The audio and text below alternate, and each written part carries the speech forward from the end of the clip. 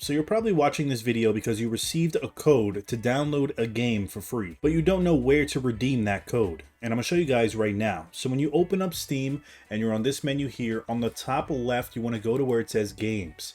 Then you wanna go down to where it says activate a product on Steam. Then this will pop up and this is where you're gonna paste your code.